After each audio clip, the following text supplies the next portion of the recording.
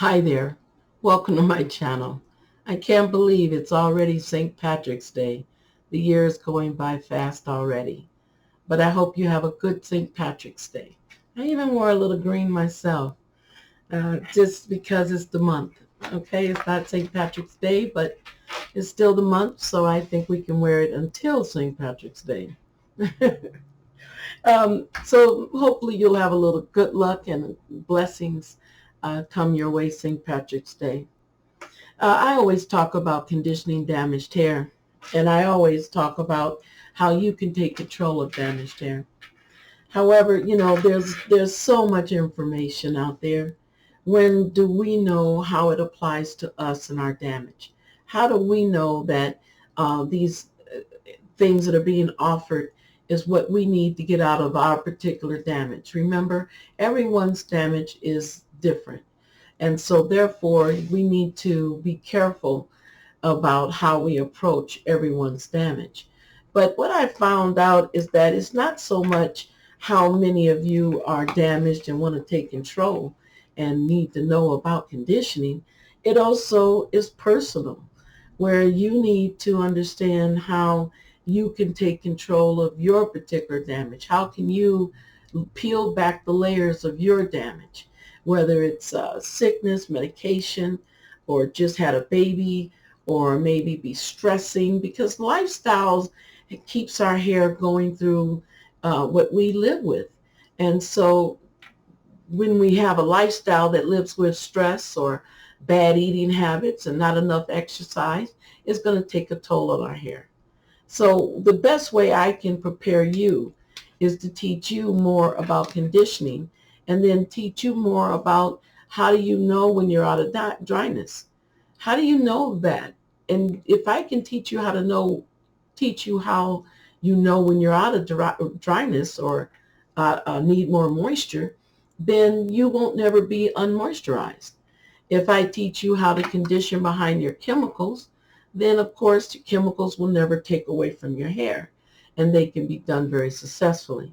So it's time for us to know more about taking our hair to the next level of wellness. And how we get to do that is to learn and get a hair folder and learn a lot about what you need to know.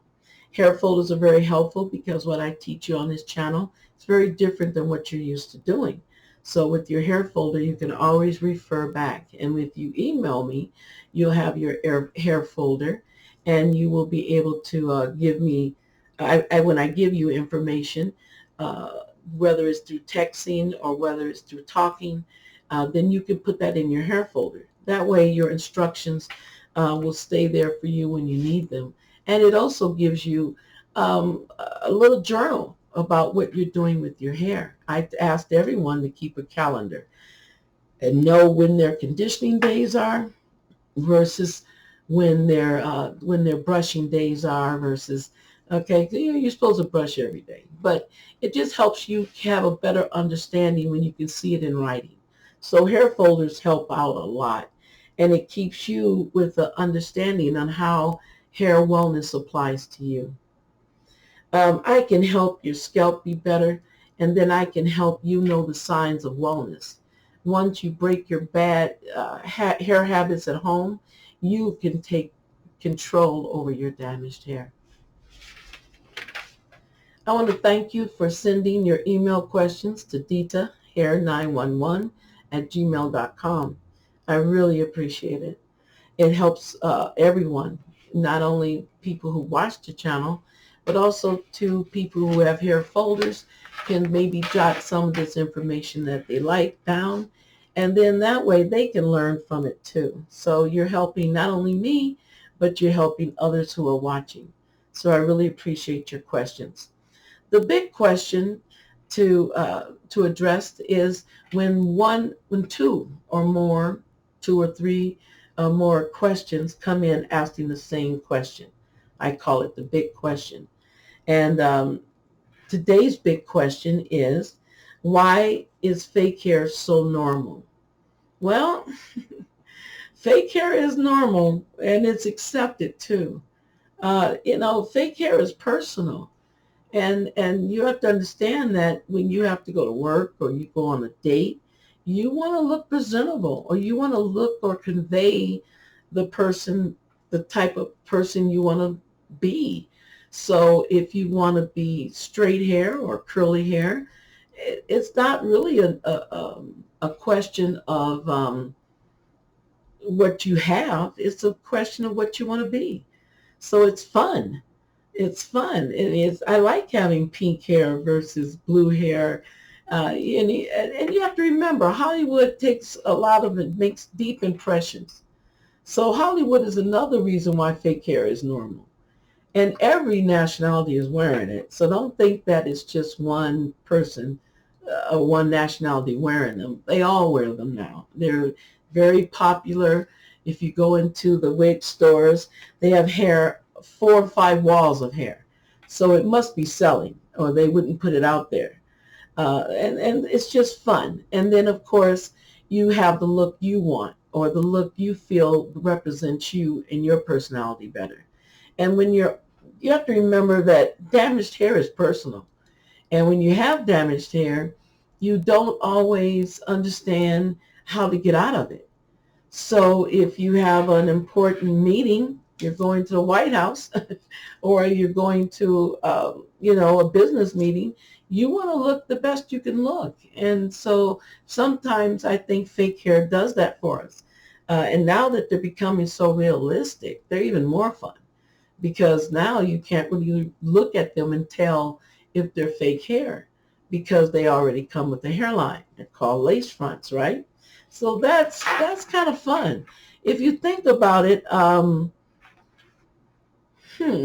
if you think about it, there's a movie. Chris Rock, I believe, wrote the movie, and it was called Good Hair, by Chris Rock. I hope I got that right. I'll double check it and I'll correct it in the next post if it's wrong. But Chris Rock talked about black hair not being worth anything. That the hair that's sought after now is Asian hair, and so that's what's in. And so yes, hair does take. It goes through fads. It goes through styling eras, and we have some of the best fake hair now than we ever have. So please understand that it's a tradition to have hair, and it's hard not to duplicate that. And you have to remember, it's a little easier. There's no brushing. There's no, well, you brush your wig and you have to comb them and take care of them. That's true. But there's no daily routine, and there's no heat capping and long waits, and you get your instant style as well. You might have to wait till your hair grow into that style if you want it. So fake hair is fast and it's fun. And it gives you different colors. If you want to be a blonde, you can be a blonde. If you want to be, darker, redhead, you can. So like I said, it has gone down through history. Fake hair is nothing new. We've always been fascinated by fake hair. So it looks great. It replaces your look quickly. And guess what? It has its downfalls, but I don't know. It's kind of like, it's personal what you want to trade. If you want to trade the fake hair so you have less maintenance, then you're probably going to do that, and you're probably going to be happy with that. So, let it be clear that fake hair is part of society, and Hollywood plays a big part on how they use fake hair. And they use it a lot. So you're impressed with it, because we often are impressed with the styles of Hollywood. So you have to understand, people just feel like they're creating Hollywood. And so that's kind of fun too. I don't have any problems with fake hair. I enjoy it. I have enjoyed wigs. I used to wear them. And so they were very fun. As I got older, it was hard for me to wear them, because I didn't like the cap on my head.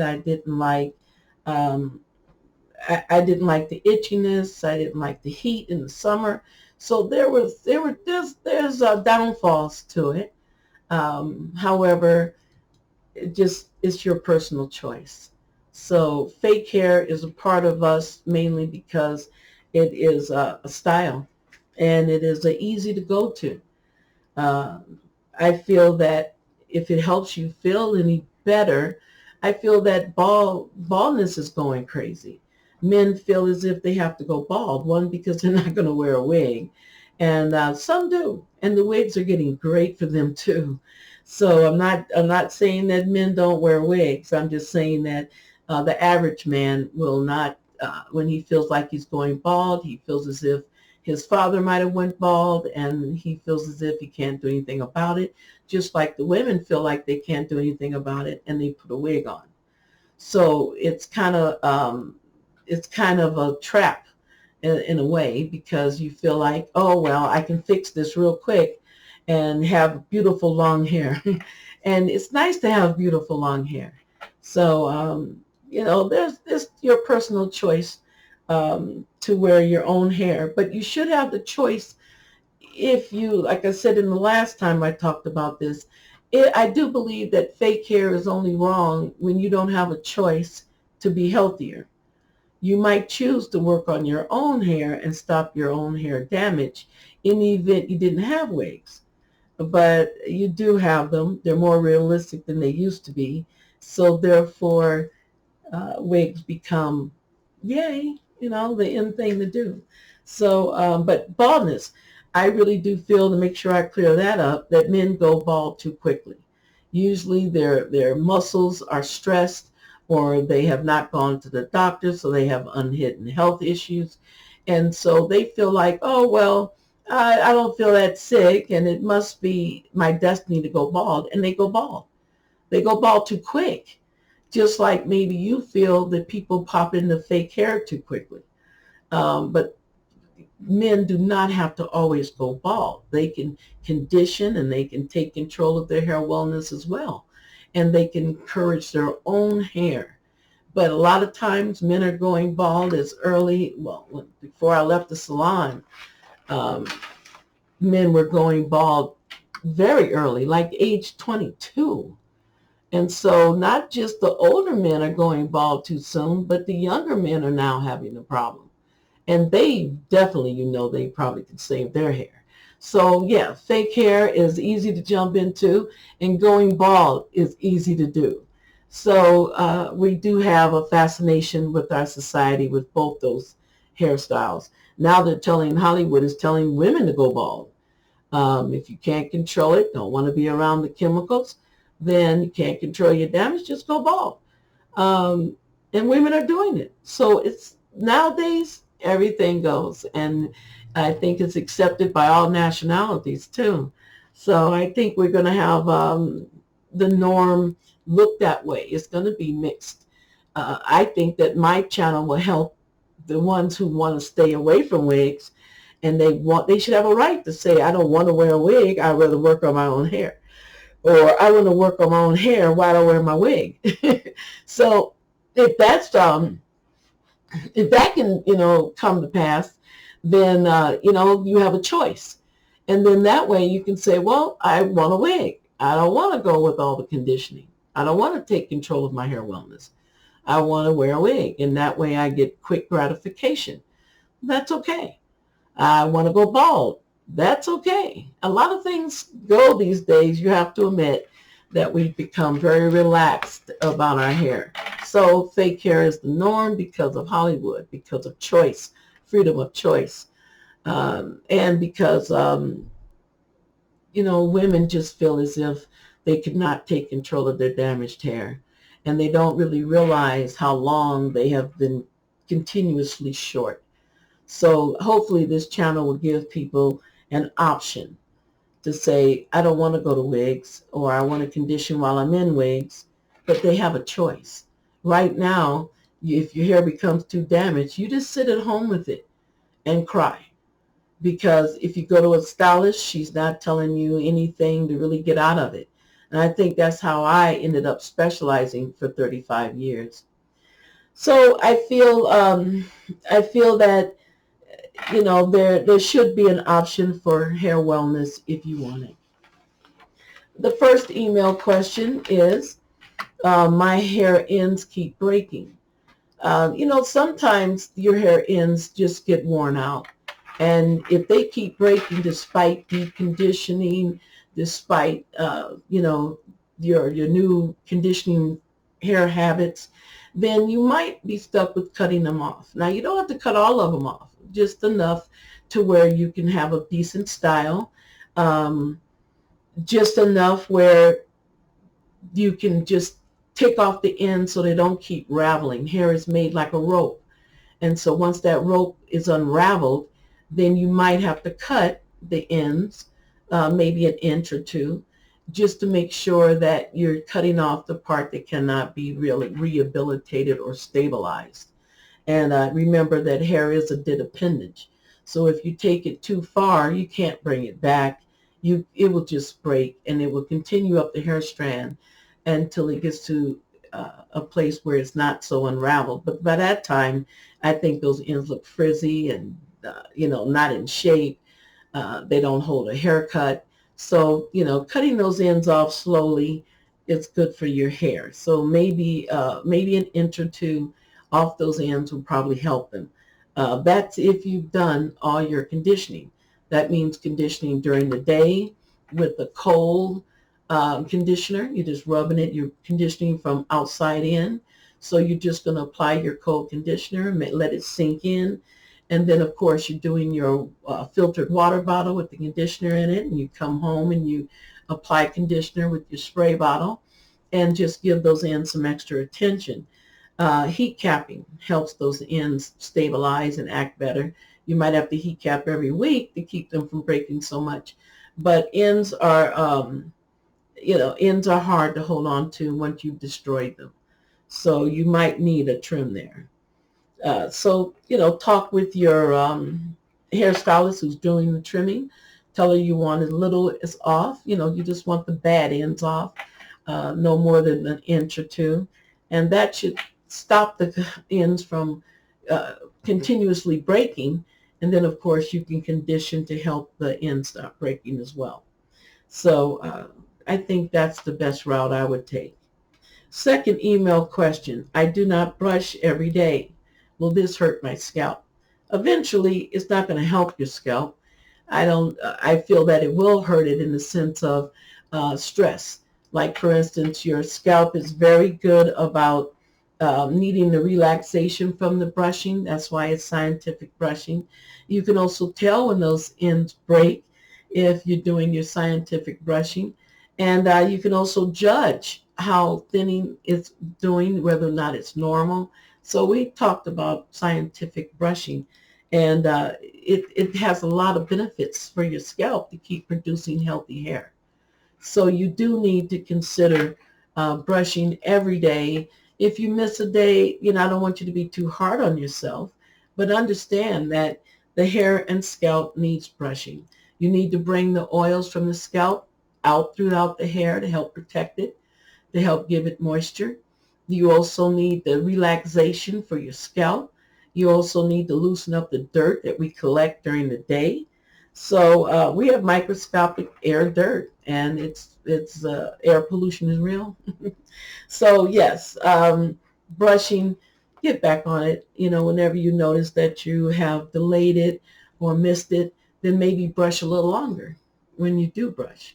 Try to make up for it, by brushing a little longer the next day, or maybe brushing 3 times the next day. But you have to brush, and you need to brush every day. Once you get it in your schedule, it will be easy. Third question. I have curly hair, but my hair is straight. This might be an indication that your hair is dry. So you need your deep conditioning to help out with that. Deep conditioning is important, and if you don't do it with heat, it doesn't get in, and therefore your moisturizing ability to make your hair curly is low. So deep condition with the heat capping instructions I have on my channel, as well as on my Facebook, which is Dita Damaged Hair. You can go on there and copy the heat capping instructions the way I like the heat cap. and get on your heat capping and get with your moisturizer, because it sounds like you have too much protein and not enough moisture. Hair facts. When hair is broken off and you do not have a style, you know, have a hair folder so that you can keep your information there. And if you talk to me or email me, and you can always keep your information, your hair folder with all your hair information in it, including my instructions that I might have given you to help solve your hair problems. And this way you can always go back to this folder and look at it. And also it tells us a journey. It tells how well you're doing, how much you've become indoctrinated with your deep conditioning. It also tells your progress. For instance, would it take you a year to stop your breakage, or did it take you 3 months? So a calendar is nice to say, check it off. I heat cap once a week. I check it off every week, and then till it gets to be a routine. Then you can decide whether or not you want to keep your hair calendar. But a hair calendar in your hair folder and your information in that hair folder is just it's worth wonders. It's just what you need to have to help yourself understand and remember. When you have broken hair or hair that is very short, cut it to a style that you can live with. Try not to cut as much, because you do need your old hair to protect your new hair that's coming in. So we don't want you to cut all of that hair off, even though it might be a little damaged. As long as it's not breaking, as long as it's performing with your style, leave it, because we need to protect your hair. Do not think, a lot of times people think, oh, well, I'll just start all over and I'll just cut it down to my scalp, or I'll cut it down to 3 inches, 2 inches. And actually, this is harder for the hair to recuperate. So we want to keep, every layer is made in a layer consistency around your head, and every layer protects the other layer. So you do not want to go as short as you, shorter than you have to. It says here, looking at my notes to make sure, so you want to make sure you have on your, to have in your calendar that, of course, sleeping well, exercising well, all helps your hair. Being relaxed, so stretches, yoga, all these things, meditation, they help your hair. They say that your hair is an extension of your nervous system. So if you could lower your stress level, it is very helpful for you. And your hair folder will also tell that journey, how well you have gotten your hair stressed down, your scalp stressed down. So you just want to start conditioning with the new conditioning methods, with your deep conditioning, and then of course keep a track of it, keep a journey of it. And that will help you know where you've been, and it will also help you know that you've established your good hair habits. You need to protect that. See, rub in your moisturizer, conditioner, and do not let your hair stay dry for too long. In other words, notice your signs of dryness, and notice when you become too dry or too limp or not enough protein. We often talk about that, knowing the signs of not enough protein versus the signs of not enough moisture. Usually people are low on moisture. When I get them, they're so low on moisture, they've messed up their protein.